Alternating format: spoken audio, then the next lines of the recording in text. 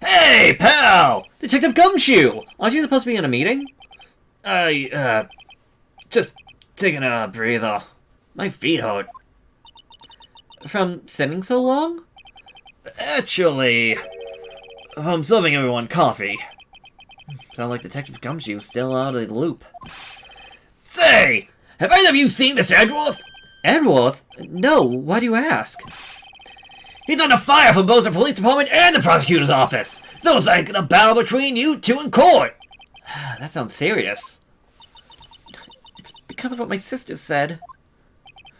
That's basically what it all boils down to. I falsified evidence 2 years ago. Now Mr. Edwards has the whole world after his blood. But he didn't falsify the evidence. He was just given the evidence and told that it was evidence. It's like giving someone a gun, but that gun was used to kill somebody before. Just because you have the gun doesn't mean you're the one that fired it. Yikes. Anyways, Gumshoe, I'm so glad to see you. So about the SO9 incident. Actually, I took a look at the file earlier while the coffee was brewing. He seems genuinely concerned for Edgeworth. Well, did you find anything? The only evidence Doc left behind was during his final attack. His final attack? Wait, you mean... when he killed Prosecutor Marshall, he was trying to protect some girl. Me. Seems Detective Gumshoe never realized Emma was the girl. That's when he left the most incriminating evidence of all. Well, what was it?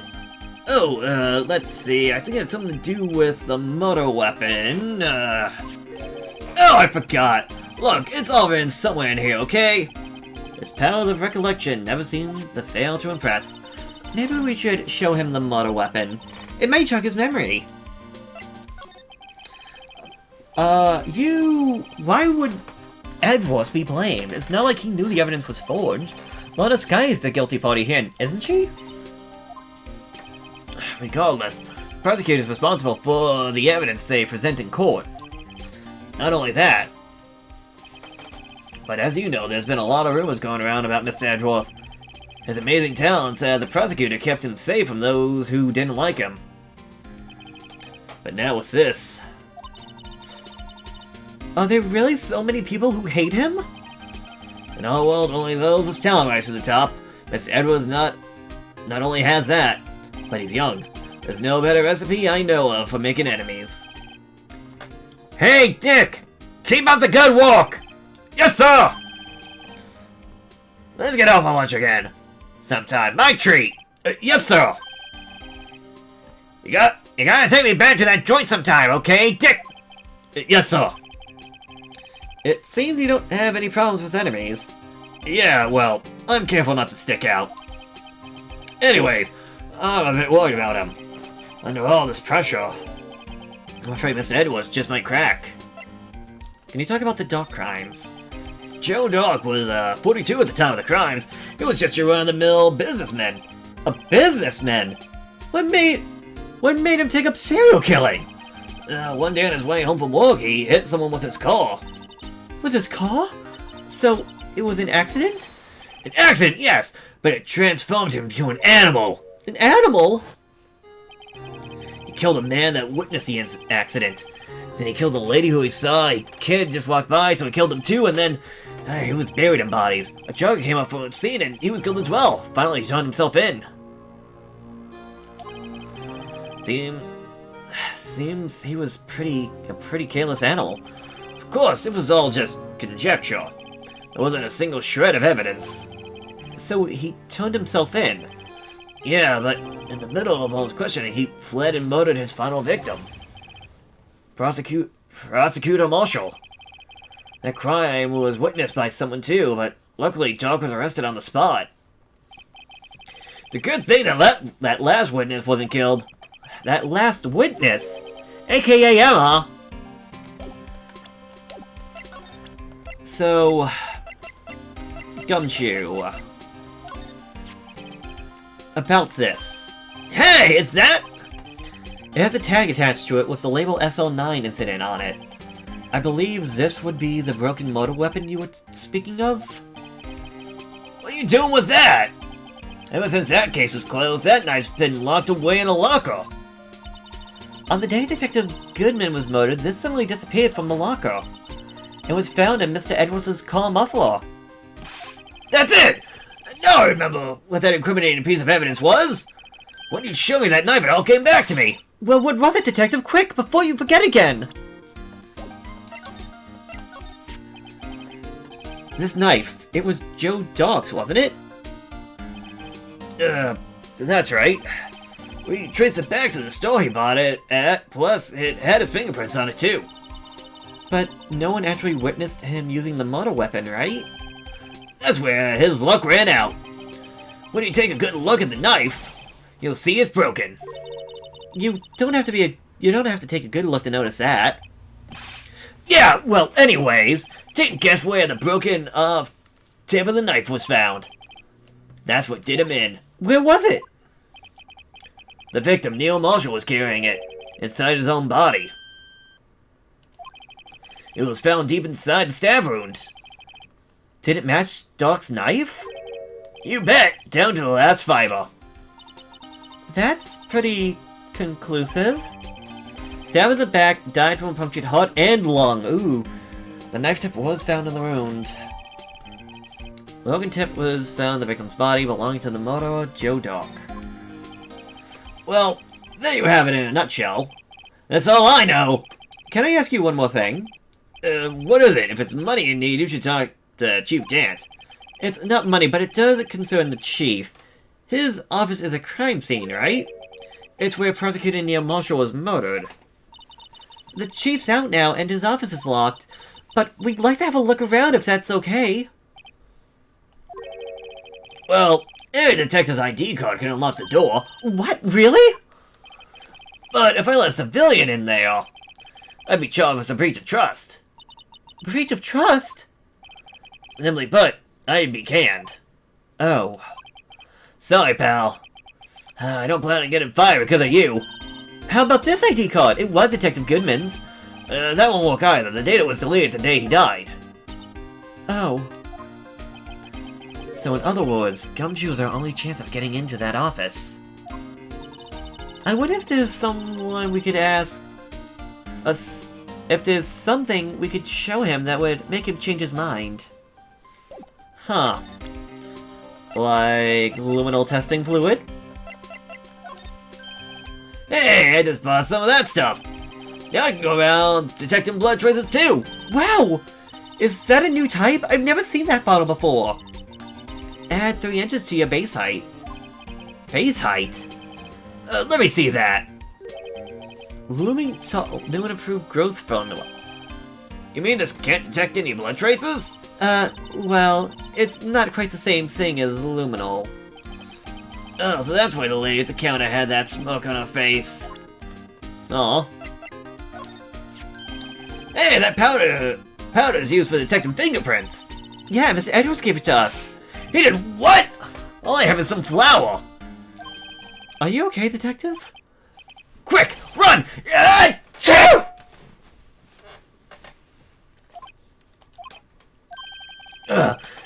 If it's any help, one time I took a nap on a bench with wet paint. Why am I not comforted? Alright, let me show you a little about... Oh. Perpetrator Joe Dock sentenced death, serial murder victims. Head investigator Bruce Goodman, investigator Jake Marshall, Angel Starr, Damon Gant, Lana Sky. Emma stood up on those files. There's nothing wrong with Mr. Edwards' presentation. This thing people are accusing him of injustice. I, for one, ain't buying it, pal. You're looking into the case for Mr. Edwards? Yeah. It was a pretty big deal when it was going on, you know. After all, serial killer was on the loose. But Lana was pretty clear in her confessional. She forged evidence and to prove Joe Dock guilty. About that jaw. I think I've seen it somewhere. Somewhere? Maybe it's one of those memories people have from previous lives. This must be the most uninformative detective I've ever met. Something about it makes me feel uneasy. It's like I'm in the chief's office and he's yelling at me. Chief Gant? Where could I have seen that before? Oh, come on! It's literally in the freaking photo!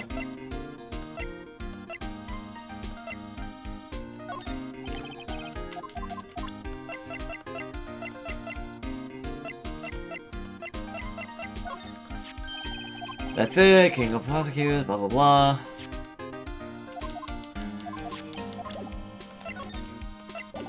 Okay, I'm gonna leave and see if I can come back. Maybe somebody will have some piece of evidence. Although... Attorneys and prosecutors have no business showing evidence outside of court. It's taboo. I want to ask you about a photo. Goodness, girl, you don't have to be that cold.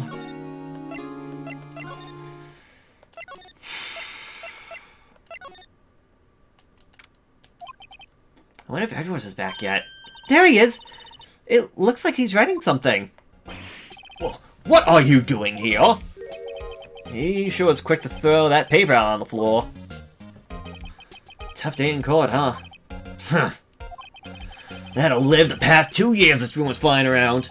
What's another allegation on me? Cheer up, Mr. Edwards, I'm rooting for you. That's Edwards for you. Always trying to hide his real feelings. So what do you want? Unlike some people, I don't have all day. Well, first off, I want to see what that paper on the floor is all about. Wonder what I was writing before. Come on, Mr. Edwards, let's take a look. Oh, are you crazy? Edwards is sitting right there! Just distract him, I'll check it out. Hey, Edwards! Is that Detective Gumshoe out the window there? Oh no, he's falling to the ground! Hold on. First, let me see what the girl's doing crawling under my feet. He didn't even look. What? Letter of... If you're having trouble reading, I'll read it for you. It says letter of resignation. Resignation? Edwards, you don't mean... I'm tired, right? I feel as if something inside me has died. But, Mr. Edwards, none of it was your fault! I know the path I've walked. You don't need to tell me. All the paths I've walked hasn't been a just one. I can't forgive myself for what I've done. And no one else should forgive me either. Uh-oh. I think he's serious. Mr. Wright, please, you have to do something. This letter of resignation, I wonder if I can use it for anything.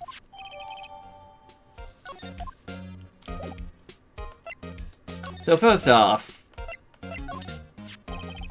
picture was hanging on the wall of Chief Gant's office. Prosecutor Neil Marshall. He was just starting to make a name for himself.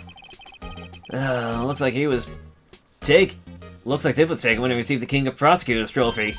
Speaking of that, there's something that bothers me. Yes? The trophy Mr. Marshall is holding. It's a little different than yours. Yes, you're right. I remember now. Remember what? That's what the official prosecutor trophy looked like until 2 years ago. The story behind that design. The story? Sounds interesting. Would you mind telling it to us? It's simple, really. Contradiction. That's what the award's based on. Right, please, I'm producing this case, blah blah blah. Well, that was a shot to see if anything showed up. Okay. There's no excuse for what I've done. 2 years ago, I used false evidence to obtain a guilty verdict. That's what it all breaks down to, and nothing I can do can erase that fact. But you didn't know, did you? I mean, that the evidence was falsified? The police department and the prosecutor's office share a bond of trust. If that bond is broken, we stand to lose everything. The police department's error is my error. My responsibility is the prosecutor in charge. The fact remains the same, no matter what excuse I might have. Mr. Edgeworth, I take pride in my work. So tell me why. Why did it all come down to this? Even Edgeworth can't keep this kind of emotion bottled up. Are you up for the trial tomorrow? First last year's trial and now this one. It seems all you do is worry about me. To be honest, You're getting on my nerves. But Mr. Edwards, you can't just walk out on this trial! Tomorrow's the last day. It's too late to change prosecutors. I'll bet that's what my superiors are banking on. I never thought that case would come back to haunt me like this. What do you mean? A list of evidence, it seems too short. Most list one's twice as long. It's only half as long as most lists. That is odd. After Neil Marshall was murdered, I became prosecutor for that case. I may not have been part of the investigation, but I knew what I had to do. Use the evidence I was given to prove the suspect guilty. That was really the only thing on my mind at the time. Say, we just saw a picture taken around that time. That picture. Something seems strange about it. Could you tell us again about what happened that day? The day Detective Goodman was murdered. You were participating in the ceremony over at the station, right? I never cared for ceremonies, but I had to attend the one. Because you were awarded this? Now, the Seaman Awards can't exactly skip out on the ceremony. I finished up at the office in the morning, then drove over to the police department. You finished up at the office? Yes. Just on and ends, official stuff. I didn't plan on returning to the office that day. That is, until I was asked to come back. Asked to take something back. Take something back? This. Oh yeah! Chief Gann asked you to hold on to this, didn't he? Yes, it was a piece of evidence in a case that was closed half a year ago. He asked me to bring it to the prosecutor's office. That's the story we heard yesterday. So, you came back to the prosecutor's office because the chief asked you to? That's right. Suspicious. This award originates from an ancient Chinese tale. The Chinese word for contradiction is written in two characters. The first means halberd, the second means shield. Have you heard this story? Me? Sure, everyone knows that, but why don't you tell it though, for Emma's sake? Very well.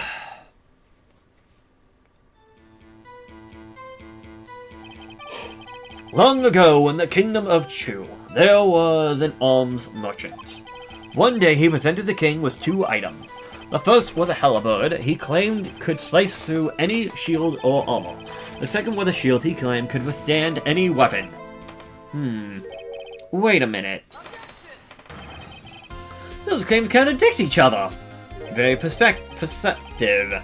But then again, you've heard the story before, right? Anyways, as you mentioned, the always the very description of these items discredits them both.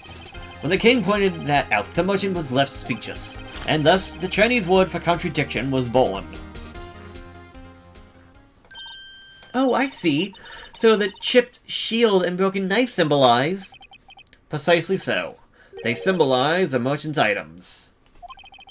The ancient tale with the merchant at a loss for words.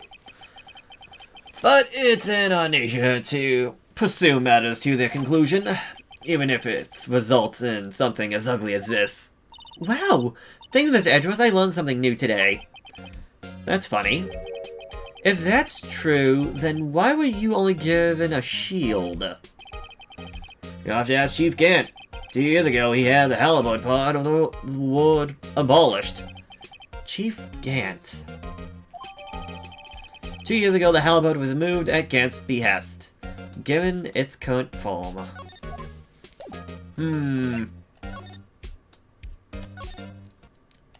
Oh, I was gonna go back to Gumshoe, but okay, we can go down here to the underground parking lot. Excuse me. Would either of you care for a quarter pound of roast beef? Miss Starr! I guess she's out of lunches. You suddenly are the curious sort, aren't you? Kind of like the first person who sucked a cow's nipple to discover milk. Still, I never thought you'd go digging up the case from 2 years ago. Everyone in this trial was involved in the SO9 incident. Not only that, but the murder occurred on the very day the evidence from that case was due for transferal.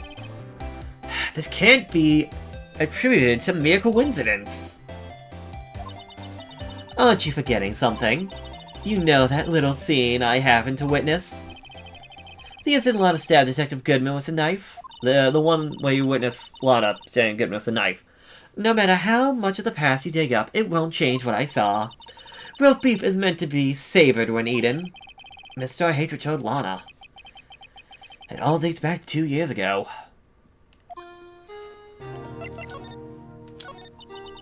Joe Doc, that is a name I'll not soon forget. We trailed him for half a year. Oh, the pressure. Still, I don't think I was ever more alive than I was then. Those days were steamier than a bowl of hot gravy. Poor old Jake Marshall, though. Must have been going through hell. You mean because of his brother's death? They were close, those two. After Neil died, something took over Jake. He became obsessed. Seeing Jake like that made her all the more desperate. Her? Lana Skye. My sister? The best of the best were put on the SL9 case. Of course they were led by the legendary duo. Lana and Chief Gant. So what happened after the case closed? The legendary pair was the reason we were able to keep up our investigation. That's why we were so shocked when it turned out. You mean with the forging of evidence? Don't get me wrong, Joe Doc got what he deserved. Still, it was obvious the evidence produced in the court was being manipulated. Items our teams never found would suddenly appear, while other items were kept secret. But who would have proof anything illegal was done? I'm proof enough of what happened. After that case, all of us, save Goodman, were relieved of our duties. Muff without even so much as an explanation. Then, Lana Skye transferred to the prosecutor's office and became chief prosecutor. Lana always wanted to be a prosecutor. Nothing quite as simple as it appears. Huh? Lana Skye was merely being used as a pawn. That's my take on the matter. She was being used? What do you mean she was being used? Lana transferred to the prosecutor's office 2 years ago, right? Yes, thanks to Chief Gant's powerful influence. Chief? That's right. Having solved the SL9 case, his position as chief was secured. There was only one thing left for him to control. And then no one could stand in his way. The prosecutor's office. What? Wait, you mean that's why Lana was transferred? If he controlled the chief prosecutor, he would control the prosecutor's office. That must have been his goal all along. But how could he control Lana? I don't know, but one thing's for sure. Ever since that case ended, she's never been the same. It's only logical to conclude. There must have been a reason for her change. At last, I'm finally getting close to the bottom of this ugly mess. Thank you, Miss Starr. You listen to me, rookie. You take more than just ingredients to create fine cuisine. I hope you turn out to be a better chef than I've been. Sure, but before, what about this legendary duo? Damon Gant and Lana Skye. Gant led the investigation, was Lana second in command. They were the best. They solved all kinds of cases together, didn't they? Damon Gant magnetism in particular was almost unreal. His magnetism? By that I mean his ability to attract evidence. He produced the most incredible evidence in the cases he handled. Incredible evidence? You mean... Oh, yes. There were rumors about him even back then. No one dared confront him, though. I take it she's talking about forged evidence. Back then, everyone looked up to Lana. All the detectives wanted to be like her. Really? Oh yes, myself included. I was a fool, really. She hated everything crooked and always watched out for the other detectives. That's why she was so concerned for Jake. Mr. Marshall. When Jake's brother was murdered, she felt as if she had lost her own brother. If it wasn't for her, I don't think Jake would have ever recovered from his shock. That's what makes it all the more infuriating. Miss Starr. That's why. I'll never be able to forgive her. Why did she have to turn so cold after that?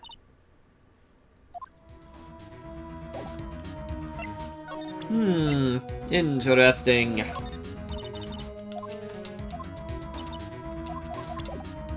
I did want to ask her about a couple of things, such as this.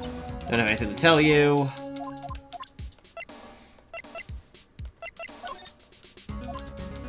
She might not have anything to say, I just thought she might want to talk about something. Like about, I don't know, Neil.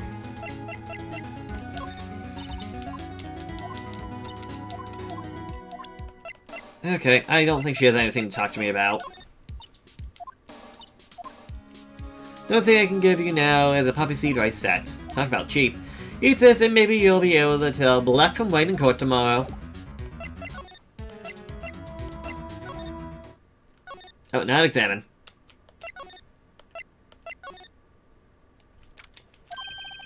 Oi, you're back! You're still here? I gotta make 150 copies of these files. Brewing coffee, copying files. Turn into a regular DJ! You're a DJ as well? If I'm not mistaken, I think he means desk jockey. Oh. Oh, that DJ! Gotta admire persistency, but my answer's still no. Huh? I'm not letting you see chief office, period. I'd beat my neck on the line. That office is the last crime scene of the SO9 incident. I have to take a look in there. There's gotta be something we can do to make the detective change his mind. Yeah, I didn't think you'd have anything new to say. What's this crumpled up piece of paper?